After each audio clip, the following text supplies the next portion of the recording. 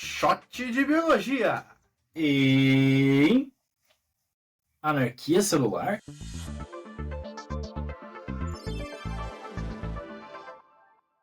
Fala pessoal, aqui quem fala é o Lucas. E aqui quem fala é o Vinícius. Somos ambos graduandos de biologia na Universidade Federal do Paraná e viemos compartilhar com vocês nossos conhecimentos em biologia de uma forma sem julgamentos e sem qualquer hierarquia. Porque, como a gente sempre fala, é muito importante lembrar que de shot em shot, o conhecimento transborda. Ou ficamos bêbados de conhecimento. Qual é o shot de hoje, Xixim? O shot de hoje é sobre o câncer. E para começar falando sobre o câncer, eu preciso explicar o que é o câncer, né? Mas eu acho que todo mundo sabe o que é câncer, é algo que está bem no senso comum. O que é o câncer? O câncer é praticamente a perda do ciclo celular de algumas células específicas. E essa perda do ciclo celular, perda do controle do ciclo celular, faz com que elas percam o controle da proliferação celular, fazendo com que elas se dividam muitas vezes, causando tumores, células que não eram para estar se dividindo tanto. E esses erros ocorrem por mutações aleatórias ou por epigenética. A perda do controle do ciclo celular ocorre pela perda do controle dos checkpoints durante as divisões celulares. É sempre bom lembrar que durante a mitose tem certos checkpoints na célula para ver se está tudo certo, se for multiplicado certo a quantidade de cromossomos, se as mitocôndrias foram multiplicadas direito, se for produzidas mais membranas também. Então tem esses checkpoints. Então, se em uma fase da divisão celular, da mitose, não está tudo certinho, a célula para na hora. Porém, o câncer faz com que, por causa das mutações, esse controle desses checkpoints fica totalmente errado, totalmente desgrenhado, fazendo com que a célula se divida, causando um tumor, causando algo que não é legal para o corpo humano. Para começar, ocorre uma alteração genética numa célula específica, uma mutação aleatória. Mas também pode ser causada por fatores epigenéticos, como os raios UV, a alimentação, os hábitos de vida, tudo isso são ambientes que forçam que ocorram muitas mais mutações. O que acontece por primeiro é a chamada hiperplasia, que é nada mais nada menos que a proliferação celular, como eu já disse. Mas a proliferação celular sozinha não faz tanto estrago. Só que o problema é quando começa a acontecer a displasia, que é a perda das funções da célula, que daí começa a ficar perigoso, gera o câncer em si. Vinícius, você sabe qual é a diferença entre doença genética e doença hereditária? Porque falam que câncer é uma doença hereditária. É verdade? Não, pode ser, mas não é. A diferença entre doença genética e doença hereditária é que a doença genética é qualquer doença que envolve a genética, os genes, o DNA. E como eu falei, o câncer ocorre por mutações do DNA, ou seja, doença genética. Só que ela não necessariamente é uma doença hereditária. O que é uma doença hereditária? O pai passa para o filho, a mãe passa para o filho. A mutação é passada na próxima geração. A mutação só é passada se ela ocorrer nas células das gônadas, basicamente. É verdade. No decorrer da nossa vida, a gente sofre mutação aleatoriamente durante a vida inteira. Nas células somáticas, só que como são células somáticas, células do nosso corpo, elas morrem com a gente. Então não são hereditárias. São mutações instantâneas, digamos. E também tem vários mecanismos no nosso corpo que fazem essa defesa. Então, surgiu uma mutação ali, uma célula começou a se dividir, o corpo já consegue neutralizar, mas nem sempre é assim, infelizmente. O câncer hereditário ocorre de 10 a 15%. E ele afeta familiares em si, numa mesma família. Só que essas sim são alterações herdadas. Então o pai passa para o filho, a mãe passa para o filho. E normalmente esses cânceres familiares ocorrem em idade precoce e com múltiplos tumores, porque já está no gene da pessoa. Então é tenso esse tipo de câncer. De 5 a 15% dos cânceres que acontecem no mundo são familiares. Ou seja, acontecem dentro da mesma família, só que não efetivamente são hereditários. Eles são cânceres, esparsos, que as pessoas desenvolvem de acordo com a soma de caracteres que mudaram no decorrer da vida. E é basicamente isso. E, pensar também que uma família ela vive no mesmo lugar, né? Na mesma casa, assim, então tem os mesmos hábitos, Os mesmos fatores epigenéticos que atuam sobre eles. Sim, então, tipo, se uma mãe não usa muito protetor solar, ela também não vai passar no filho. Então, mais raio UV. Um detalhezinho, mas é legal, né? Saber. A maioria que é o esporádico, que é de 70% a 80% dos casos do câncer é que é aleatório. E ocorre nas mutações nas células somáticas. E também tem baixo risco de recorrência familiar, como normal. Agora, partindo um pouquinho sobre a descrição desse ambiente tumoral, o como ele funciona, o que ele faz, como ele é nutrido. Esse ambiente é denominado microambiente. Faz sentido pelo nome, porque são células que a gente está tratando. E essa relação entre as células cancerosas com as células do corpo em si, as células do ambiente, o nosso sangue e tudo mais, que promovem a permanência desse tumor no nosso corpo, que está sempre envolvido com um ambiente que é sempre alterado, com alteração de pH. Inclusive, tem aquela história de que tem muitos medicamentos que o pessoal toma para deixar o sangue mais alcalino, prevenindo o câncer. Mas, tipo, obviamente, nosso sangue, ele tem, se eu não me engano, ele é bem pouquinho alcalino, tipo 7,5, alguma coisa assim. Mas imagine você alcalinizar seu sangue. Cara, imagine o que isso daria.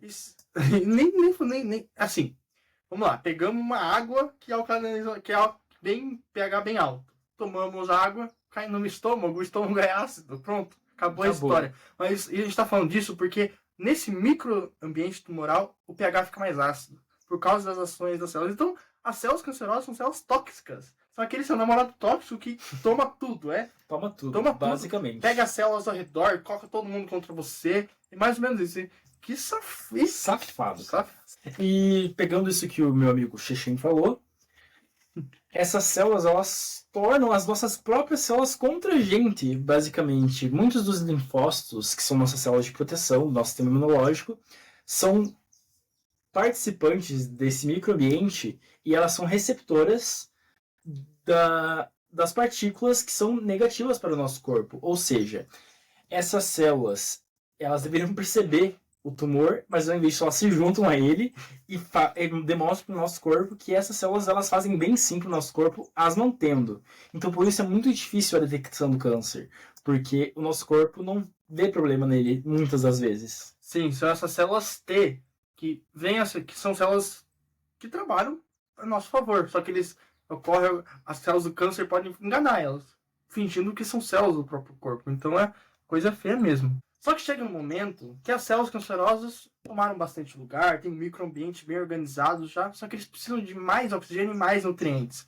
Então, como faz isso? Precisam de vasos sanguíneos, de sangue na veia lá, para eles poderem usar o oxigênio e os nutrientes do corpo mesmo, né? E eles começam a induzir fatores angiogênicos, que é a formação de novos vasos em volta, para poder levar tudo isso mesmo. Só que o problema é que essas células são todas ganhadas. Então tudo que elas fazem são meio... É como se fosse um bêbado fazendo. Vai fazendo e faz. Só que esses vasos sanguíneos saem de uma forma meio errada. Com poros. Então elas vêm tudo torto e com alguns poros. Mas com poros, cara, por que com poros se... Por exemplo, os poros deixariam o sangue extravasar, fazer errado pro corpo. Sim. Não seria bom para essas células porque elas precisam dos nutrientes. Ao contrário, é bom para elas. Porque pensa, elas entram nesses vasos sanguíneos e por esses vasos sanguíneos terem muitos poros, eles conseguem sair facilmente. Ou seja, eles podem ser caminhados para outra parte do corpo. Que é aí que o negócio fica perigoso. É chamado metástase. Quando um câncer de um lugar vai para o outro pelo sangue. Aí começa a ficar perigoso. Aí a coisa fica tensa. Aí a coisa fica tensa mesmo, né? Então, pessoal, agora partindo para a explicação de tumor. Em si, o que é tumor, cara? Tumor... Qual que é a diferença entre tumor e câncer? Tumor e câncer não são a mesma coisa. Tumor é só uma proliferação exagerada de células. Então, a gente pode ter no nosso corpo agora, só que não está nos fazendo mal. Câncer é quando começa a acontecer a displasia, a perda da função dessas células, e elas daí começa a ficar feio. E o que é? E tem dois tipos de tumores, né? E nem tudo é ruim. Tem os tumores benignos. Os tumores benignos, eles podem ser feios. Mas nem tudo que é feio é ruim. Pra mim, faz. O tumor benigno, eles são tumores que são, como o Lucas falou, não fazem mal para o nosso corpo.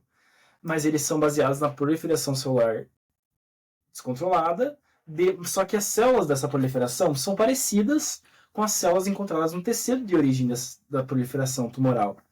E diferentemente do tumor maligno, o tumor benigno, ele tem uma forma controlada. Por exemplo, as nossas pintas muitas vezes são tumores benignos, porque elas são tipo, redondinhas, têm formato controlado, elas têm um espaço bem delimitado, têm um crescimento progressivo, são células bem diferenciadas. E é importante ressaltar que o tumor benigno ele sempre pode regredir. Pode. Tem muitos casos de regressão, por isso, e além da regressão natural, eles podem ser induzidos essa regressão por medicamentos ou por cirurgias, mas basicamente isso é efetuado para questões de estética, porque eles são feios, só não fazem mal. E tem os tumores malignos. O que eles são, cara? Os malignos, pelo próprio nome, são malvados. Né? São células que perderam a sua função já. Elas já estão com um crescimento muito rápido e desordenado. A sua forma está toda desgrenhada. E também não é pouca diferenciação celular. É uma célula menos diferenciada. Então não é mais uma célula do hepatócito, não é mais uma célula da pele, um epitélio. Não é mais um tecido conjuntivo fibroblasto. Não, já é uma célula sem função. Ela tem uma alta invasão e uma alta metástase também. E elas são diferentes do tecido de origem e também tem formatos regulares. E elas, então... Formatos irregulares. Então elas são células que adquiriram potência de diferenciação novamente e por isso elas têm essa alta capacidade de metástase, porque elas podem adquirir caráter mesenquimal, em vez de terem caráter epitelial, que é o caráter da junção celular, de células com pouco espaço, células que podem se locomover. Não são células fixas. Aí elas adquirem um caráter mesenquimal, que permite o deslocamento pelo sangue e tudo mais. Consegue explicar um pouquinho melhor disso, cara? Cara, é que não. Por exemplo, se tem uma célula que foi mutada e está se tornando um câncer maligno, um tecido do epitélio, ele começa a sofrer diferenciação celular e começa a se transformar em outro tipo de célula chamada célula mesenquimal. São células irregulares, são as células do tumor maligno praticamente, mas a gente tem célula mesenquimal em toda parte do nosso corpo. Mas enfim, essas células começam a se tornar mesenquimal, elas perdem a aderência com as outras células, perdem a comunicação entre as células e ficam livres. Saem de uma célula epitelial, que são células quadradinhas, bem justapostas, uma do lado da outra. Formato definido. E viram células mesenquimais, menos definido e são células com alta mobilidade, alta síntese também. Então eles começam a viajar e fazer a metástase. E vamos pensar agora, como que ocorre a regulação para o surgimento desse câncer? É um fator genético? São quatro. O primeiro é a chamada desregulação na proto-oncogênese. O que é proto-oncogênese? São os genes que estão responsáveis com o crescimento celular, com a proliferação celular, e todo ser humano tem. São células normais que fazem nossas células dividirem, porque se elas não dividirem, a gente morre. A gente troca todas as nossas células no nosso corpo em 7 anos. E é muito importante essa proliferação celular. Porém, o que pode acontecer é uma mutação. Trocar um aminoácido só, o que faz com que esses protogenes virem oncogenes. E aí a coisa fica feia. Aí a coisa fica feia porque perde, como eu falei no começo do vídeo, o check-up. Começa a dividir muito. Por exemplo, tem ativação de um gene chamado RAS. Esse gene é um proto-oncogene. Ele é responsável pela proliferação celular normal, saudável. Porém, na mutação de um aminoácido faz com que toda a cascata de reação responsável por ativar esse gene fique errada. Então, por exemplo, na célula tem receptor, chega uma proteína, eu não vou explicar com profundidade porque isso é mais complexo, mas cascata de reação é uma coisa que a gente vai falar, vai ter um episódio só sobre isso. Enfim, começa a ocorrer. E tem um receptor na célula, nas membranas, chega uma molécula, ativa esse receptor muda de conformação, faz a mudança de moléculas dentro da célula, essas moléculas vão mudando de conformação. Não é assim. É o que acontece. Ativando esse gene para poder fazer a proliferação celular. Porém, pode acontecer uma mutação na troca de um aminoácido, o que faz que o feedback negativo, ou seja, essa cascata de reações é o que também faz esse gene ser desativado. Porém, essa mutação no gene RAS, com a mutação de mutação de um aminoácido faz com que não tenha essa desativação. Ou seja, fica infinitamente proliferando e a célula vai indo, vai indo, vai indo. Outra mutação também é uma amplificação do gene chamado MYC. O que ocorre é a duplicação do cromossomo. A gente vai falar, né, sobre alterações cromossômicas no futuro. Uma delas é a duplicação, certo? Uhum. O que acontece? O cromossomo tem uma parte que é só desse gene MYC. O que acontece é a duplicação. Ele fica maior. Se fica maior, ocorre a maior expressão desse gene e, por consequência, a maior proliferação celular. Isso são chamados efeitos oncogênicos. E esses efeitos oncogênicos é dominante, ou seja, se ocorrer em um alelo, ele já é capaz de demonstrar fenotipicamente isso. Então é mais perigoso. Se ocorre uma mutação em um alelo só, dá ruim. Enfim, essa sexta-feira vai sair um episódio sobre genética, sobre os conceitos de genética. O que é gene, o que é alelo. Então, se vocês não sabem o que é alelo, vão ver o episódio que vai sair sexta-feira. Sem spoiler aqui, galera. Sem spoiler. Uma desregulação também nos chamados genes supressores de tumor também causam câncer. O que são esses genes supressores de tumor? Eles são genes que suprimem os tumores, que são os genes que evitam que ocorra tumores, ocorra proliferação celular errada. Porém, mutações causadas aleatoriamente ou por epigenética podem fazer com que esses genes não sejam expressos. E não sendo expressos, não vai ter nenhum gene que vá suprimir esse tumor, ou seja, ele vai conseguir se desenvolver muito mais facilmente. E esse tipo de desregulação é recessiva. Portanto, tem que ter nos dois alelos. Tem que acontecer duas mutações. Então é mais raro. Mas se acontece, é perigoso. Agora, um outro gene regulador e está sempre muito envolvido com o surgimento do câncer são os genes reguladores da apoptose. Para quem não sabe, a apoptose é o evento de morte celular programada que acontece muito comumente no nosso corpo. Inclusive, os nossos dedos são resultado de apoptose, porque senão a gente teria mãos de pá ou mão com membrana, igual sapo e pato. Então, a apoptose é muito comum e ela é extremamente essencial para a homeostase do nosso corpo. E esses genes eles são ativos mediante alguns eventos, que podem ser externos, como alguns fatores epigenéticos, tudo mais, que são recebidos por receptores na membrana plasmática, ou eles são internos, que são recebidos por receptores da mitocôndria, na membrana mitocondrial, que normalmente são ligados a modificações no DNA, mutações no DNA, que ativam esses genes, promovendo a expressão gênica de proteínas que regulam e degradam a célula, promovendo a apoptose, com eventos que a gente vai explicar mais futuramente. Que a apoptose também é bem complexa, então, quem quiser, já deixa aqui nos comentários. E então a mitocôndria, ela faz energia pra gente, transforma energia pra gente, mas também nos mata. Sim. Mata nossas células. Mas deixa ela aqui. É duas caras, ela. O que não te mata, te deixa mais forte. Nietzsche. E, então, agora, caso esses genes sofram alguma mutação, seja por qualquer fator, e acontece que a funcionalidade da apoptose deixa de ocorrer. Então, essas mutações podem fazer com que esses genes sejam inibidos ou atenuados, fazendo com que as proteínas da apoptose não funcionem direito, resultando na proliferação celular desenfreada, que possivelmente pode vir a levar ao câncer. Da mesma forma, essas mutações podem aumentar a transcrição de genes que previamente estavam reprimidos, que são genes inibidores da apoptose, que fazem que a apoptose seja inibida, da mesma forma promovendo e aumentando cada vez mais essa proliferação celular desenfreada.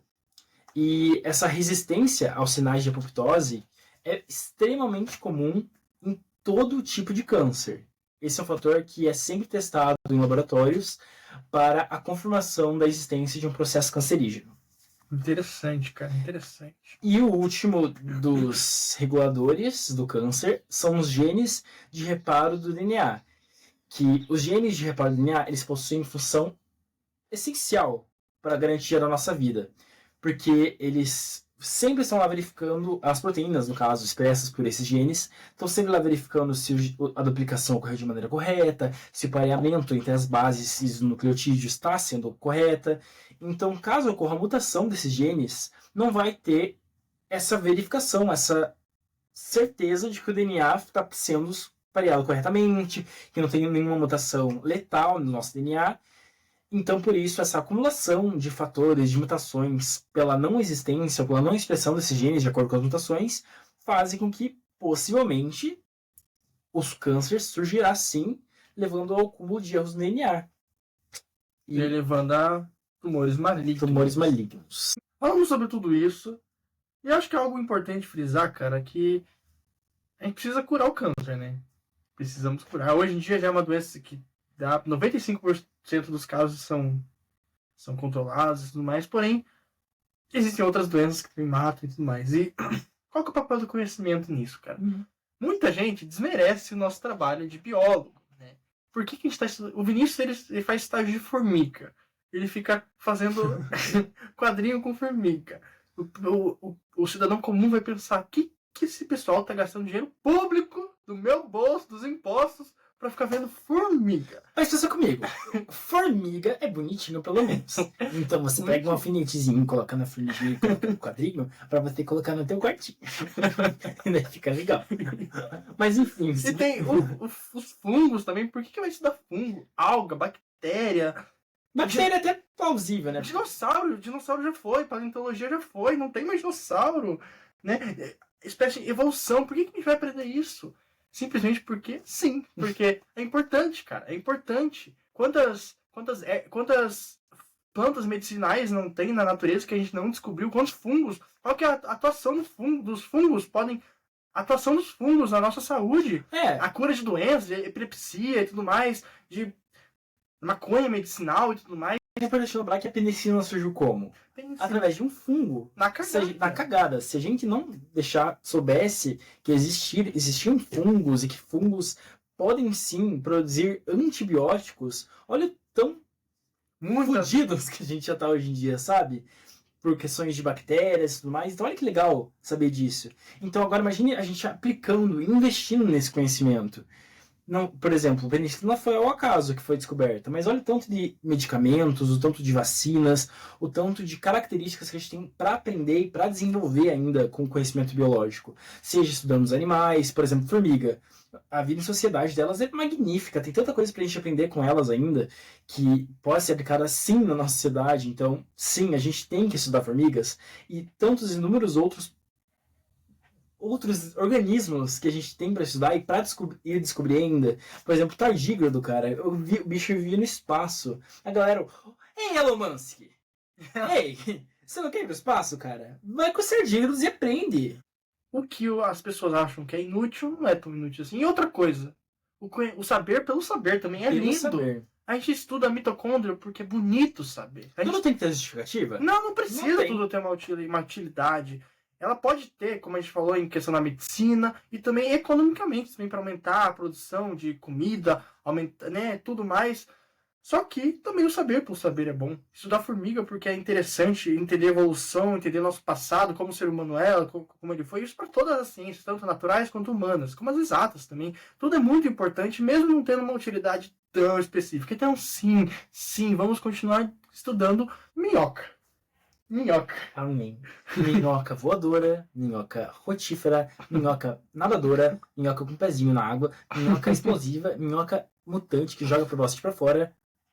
Então, a metástase, ela tem um certo tropismo, ou seja, uma direção. Então, certos órgãos estão ligados a outros órgãos por vasos sanguíneos. Enfim, eu vou dar um exemplo aqui, não é bem certo isso, mas é um exemplo.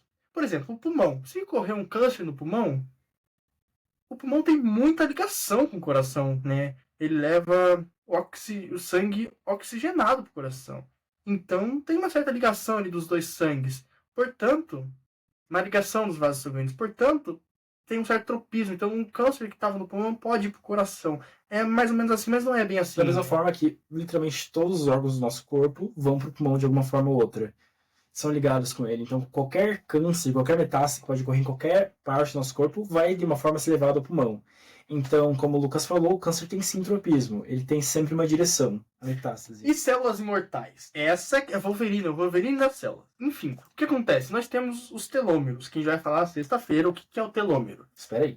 Sim. Quando nós somos fetos, nós temos uma enzima chamada telomerase. E essa telomerase ela faz a reconstituição do telômero. O telômero é uma parte do DNA que está nas pontas dos cromossomos e elas são importantes para com que o DNA não seja desintegrado. Então, a cada divisão celular, esse telômero, que são DNAs, são degradados e vão diminuindo. Então, quando somos fetos, tem a telomerase que vai produzindo os telômeros. Vai colocando mais telômero. Porém, quando a gente nasce mesmo, a gente não tem mais a telomerase. Então, as células têm uma vida prévia já. Quando acabar os telômeros, chega no DNA e a célula morre por defesa, por apoptose. Então, basicamente, a nossa vida é definida pelos telômeros. Nós temos um prazo de vida que foi estabelecido quando nós éramos fetos. Basicamente. É o suficiente. Ou seja, sempre o telômero vai estar sempre... Então, basicamente, as células tumorais, elas, de acordo com as mutações que elas sofrem, podem sim começar a expressar a telomerase novamente, como adultos ou não, fazendo com que ocorra a replicação dos telômeros, aumentando, fazendo com que as células tumorais se tornem células imortais, basicamente. Elas nunca morrem, perpetuando ainda mais a existência do câncer e a proliferação celular. Inclusive, um caso muito famoso foi o caso da Henrietta Lacks, que morreu, acho que, se não me engano, por volta da década de 1950, mais ou menos, que ela descobriu que ela tinha câncer, só que foi, depois de muitos anos, foi analisada que as células dela tiveram essa modificação para a telomerase, tendo essa replicação dos telômeros, fazendo com que as células dela fossem imortais. Inclusive, tem células dela pelo mundo inteiro espalhadas até hoje, conhecidas como as células HeLa, porque elas são muito estudadas por conta dessa questão da modificação da telomerase e essa mutação que possibilitou a imortalidade das células cancerosas. Coisa de louco, basicamente. Enfim, pessoal, para acabar, o câncer é, infelizmente, a segunda causa de mortes no mundo, só perdendo para doenças cardiovasculares. Nos homens, o principal câncer é o de próstata e em mulheres de mama. E por que será que pessoas mais velhas desenvolvem câncer? Isso acontece porque as pessoas mais velhas têm mais idade, têm mais proliferação celular, as células dividiram mais, ou seja, teve mais chance de mutações nessas divisões. Então, e também as mutações vão acumulando. Além de aumentar a chance, porque tem câncer que precisa de diversas acumulações de mutações. Não é só uma mutação, tem essa mutação com aquele outro gene, o que gera o efeito cancerígeno. Inclusive, a nossa professora de genética, inclusive, que a gente teve aula, ela disse que a gente tem duas certezas na vida. A de nascer e a de que a gente vai ter câncer quando a gente estiver velho. É meio trágico falar isso, só que, de certa forma, é bem possível também. Porque quanto mais a gente vive e a nossa civilização está tendendo a viver cada vez mais, por conta de tudo, né, basicamente. Então, esse acúmulo de mutações vai sim, possivelmente, resultar na formação de um processo cancerígeno. Nossa professora estava errada. Não são duas certezas, são três. A terceira aqui, e shot, o conhecimento transborda. Tchau, gente! Calma, pessoal. Só pra avisar que agora tem Instagram do Shot de Biologia e TikTok! TikTok, lá nós vamos postar os cortes mais emocionantes, mais cômicos e tragicômicos. E também tem bastidores. Os bastidores, mas também não esqueça de seguir nos Letterboxd. Não tem Letterboxd no Shot de Biologia, não. Tchau! Tchau!